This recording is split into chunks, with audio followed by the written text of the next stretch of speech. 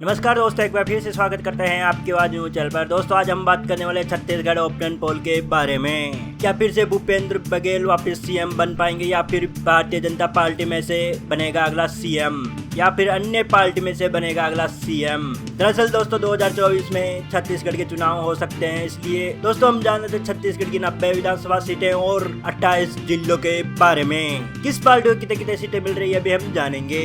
चलिए दोस्तों एक एक करके सभी जिलों व सीटों के बारे में जान लेते हैं। दोस्तों हम जान लेते हैं छत्तीसगढ़ के कवर्धा जिले का हाल। कवर्धा जिले में कुल 2 विधानसभा सीट है। 2 विधानसभा सीट में से सर्वे के मुताबिक दोनों ही सीट बीजेपी के खाते में जा सकती है।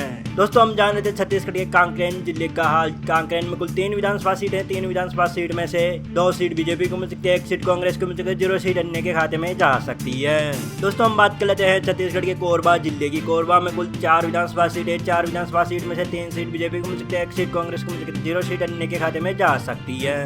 दोस्तों हमने छत्तीसगढ़ की 90 विधानसभा सीटों में से 9 विधानसभा सीटों का ओपिनियन पोल आपकी स्क्रीन पे दिखाई दे रहा होगा, जिसमें से 7 सीट बीजेपी को मिल सकती है, 2 सीट कांग्रेस को मिल सकती है, 0 सीट अन्य को मिल सकती है। दोस्तों हम जान लेते हैं छत्तीसगढ़ के कोरिया जिले का हाल। कोरिया में कुल 3 विधानसभा सीट है। 3 विधानसभा सीट में से 1 सीट बीजेपी को मिल सकती है, 1 सीट कांग्रेस को, 1 सीट अन्य के खाते में जा सकती है। दोस्तों हम जान लेते हैं जयपुर जिले का हाल। जयपुर में कुल 3 विधानसभा सीट है। 3 विधानसभा सीट में से 2 सीट बीजेपी को मिल सकती है, 1 सीट कांग्रेस के खाते में जा सकती है, 0 सीट अन्य के खाते में जा सकती है।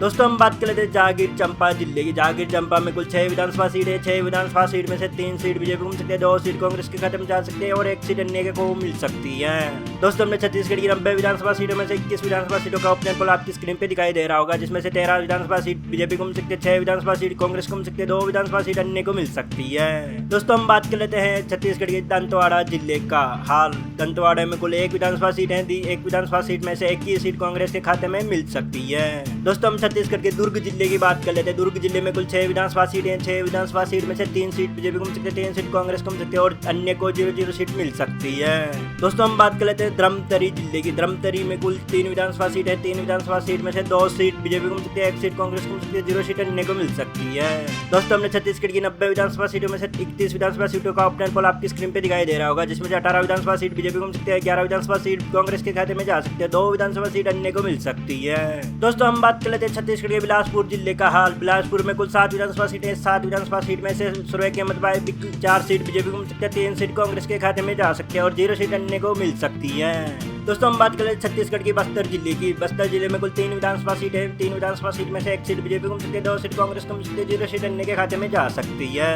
दोस्तों हम बात करें महामुसुंद जिले की। महामुसुंद में कुल 4 विधानसभा सीट है। 4 विधानसभा सीट में से 2 सीट बीजेपी को मिल सकती है, 2 सीट कांग्रेस को मिल सकती है, 0 सीट अन्य को मिल सकती है। दोस्तों हमने छत्तीसगढ़ की 90 विधानसभा सीटों में से 45 विधानसभा सीटों का सर्वे आपकी स्क्रीन पे दिखाई दे रहा होगा, जिसमें से 25 सीट बीजेपी को मिल सकती है, 18 सीट कांग्रेस को मिल सकती है, 2 सीट अन्य के खाते में जा सकती है। दोस्तों हम बात कर लेते हैं छत्तीसगढ़ के राजनांदगांव गाँव की। राजनांदगांव गाँव में कुल 6 विधानसभा सीट है। 6 विधानसभा सीट में से 3 सीट बीजेपी को मिल सकती है, 2 सीट कांग्रेस को मिल सकती है, 1 सीट अन्य को मिल सकती है। दोस्तों हम बात कर लेते हैं छत्तीसगढ़ के रायगढ़ जिले के बारे में। रायगढ़ में कुल 5 विधानसभा सीट है। 5 विधानसभा सीट में से 3 सीट बीजेपी को मिल सकती है, 2 सीट कांग्रेस को मिल सकती है, 0 सीट अन्य के खाते में जा सकती है।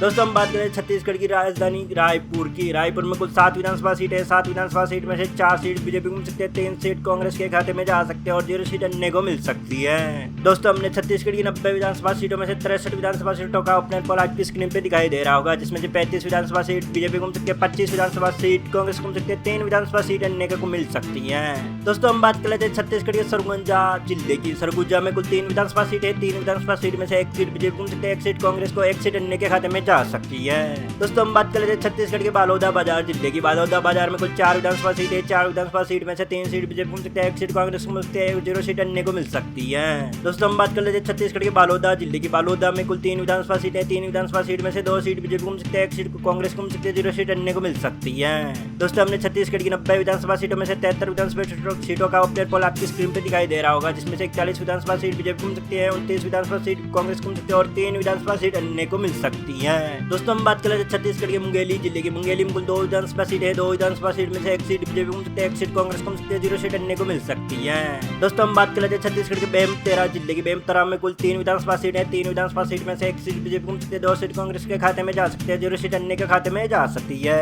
दोस्तों हम बात कर लेते हैं छत्तीसगढ़ के सूरजपुर जिले का हाल। सूरजपुर में कुल 3 विधानसभा सीट है, 3 विधानसभा सीट में से 2 सीट बीजेपी को मिल सकती है, 1 सीट कांग्रेस को मिल सकती है, 0 सीट अन्य के खाते में जा सकती है। दोस्तों हम बात कर लेते हैं छत्तीसगढ़ के सूरजपुर जिले का हाल। सूरजपुर में कुल 3 विधानसभा सीट है, 3 विधानसभा सीट में से 2 सीट बीजेपी को मिल सकती है, 1 सीट कांग्रेस को मिल सकती है, 0 सीट अन्य के खाते में जा सकती है। दोस्तों हमने छत्तीसगढ़ की 90 विधानसभा सीटों में से 81 विधानसभा सीटों का ओपिनियन पोल आपकी स्क्रीन पे दिखाई दे रहा होगा, जिसमें 45 विधानसभा सीट बीजेपी को मिल सकती है, 33 विधानसभा सीट कांग्रेस को मिल सकती है और 3 विधानसभा सीट अन्य को मिल सकती है। दोस्तों हम बात कर लेते हैं छत्तीसगढ़ के गरियाबंद जिले की। गरियाबंद में कुल 2 विधानसभा सीट है, 2 विधानसभा सीट में से 1 सीट बीजेपी को मिल सकती है, 1 सीट कांग्रेस को मिल सकती है, 0 सीट अन्य को मिल सकती है। दोस्तों हम बात कर लेते हैं छत्तीसगढ़ के सुकमा जिले। सुकमा जिले में कुल 1 विधानसभा सीट है, 1 विधानसभा सीट में से 21 सीट कांग्रेस को मिल सकती है। दोस्तों हम बात कर लेते हैं छत्तीसगढ़ के बलराम जिले का हाल। बलराम के जिले में कुल 2 विधानसभा सीट है, 2 विधानसभा सीट में से 1 सीट बीजेपी को मिल सकती है, 1 सीट कांग्रेस को मिल सकती है, 0 सीट अन्य को मिल सकती है। दोस्तों हमने छत्तीसगढ़ की 90 विधानसभा सीटों में से 86 विधानसभा सीटों का ओपिनियन पोल आपकी स्क्रीन पे दिखाई दे रहा होगा, जिसमें से 46 विधानसभा सीट बीजेपी को मिल सकती है, 36 विधानसभा सीट कांग्रेस को मिल सकती है और 3 विधानसभा सीट अन्य को मिल सकती है। दोस्तों हम बात कर ले छत्तीसगढ़ के कोडगांव जिले। कोडगांव में कुल 2 विधानसभा सीट है, 2 विधानसभा सीट में से 1 सीट बीजेपी को मिल सकती है, 1 सीट कांग्रेस को मिल सकती है, 0 सीट अन्य को मिल सकती है। दोस्तों हम बात कर लेते हैं छत्तीसगढ़ के नारायणपुर जिले की। नारायणपुर में कुल 1 विधानसभा सीट है, 1 विधानसभा सीट में से 21 सीट कांग्रेस को मिल सकती है। दोस्तों हम बात कर लेते हैं छत्तीसगढ़ की बाजीपुर जिले का।